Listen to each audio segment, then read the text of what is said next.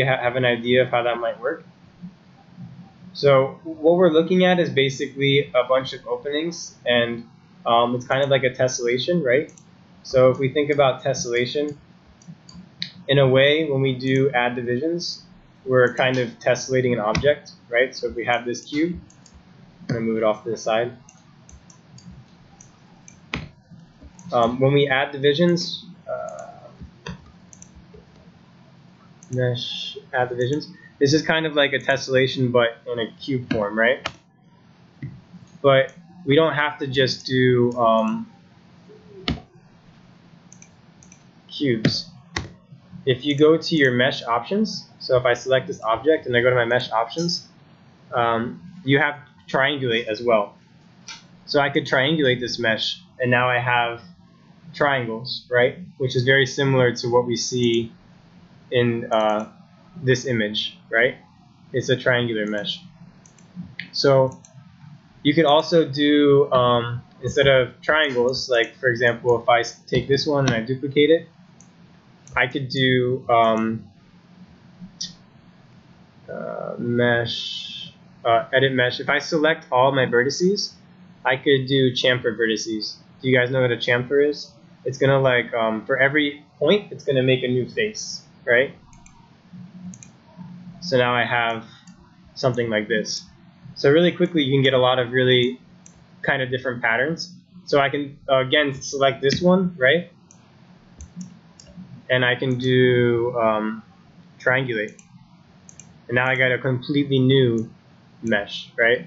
So you can create different patterns really fast. And so what is the power of that? Okay, so let's start on this one. If I select all my faces, and I was to extrude all those faces, if I leave keep faces together on, and I change the thickness, it's just gonna get a thickness to it, right? But if I turn it off, and I start to change these things, it's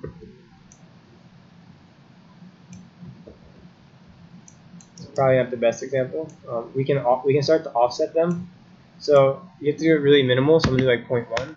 That's already too much. So let's try 0.01. Right. So I can start to get like these 0.2. Too much. Say 0.15. What was it? 0.01 that maybe? 0.05. So let's try 0.07.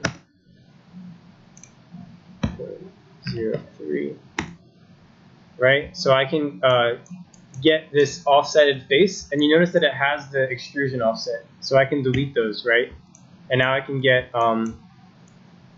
something similar to this complex mesh, and I can extrude this now, give it a thickness. It's better when you're working at a much larger scale. Wait, how do you delete them? So I'll show you another example. And now I have effectively a structure, right? So I could do this for really complex geometry too. It might crash on me for this one, but we'll give it a shot. So I could select all these faces.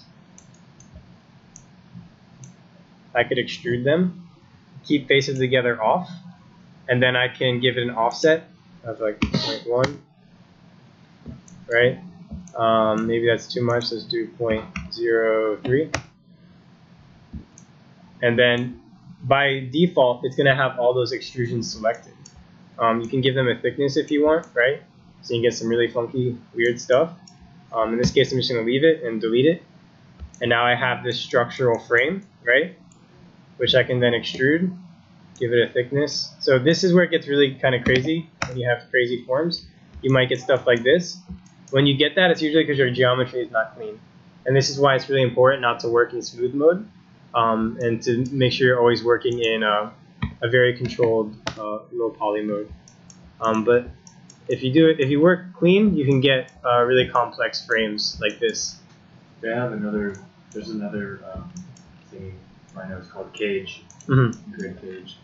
Yeah, Rhino, Weaverbird is probably way better for this kind of thing. Which then they probably extruded, and then they you have to give it a offset 0.1. Sorry, is it offset Key face together off. 0.01. And then we're going to delete it. You select it and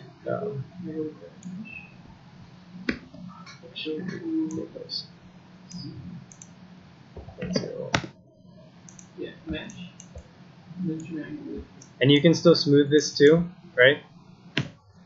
And it'll give you a different result.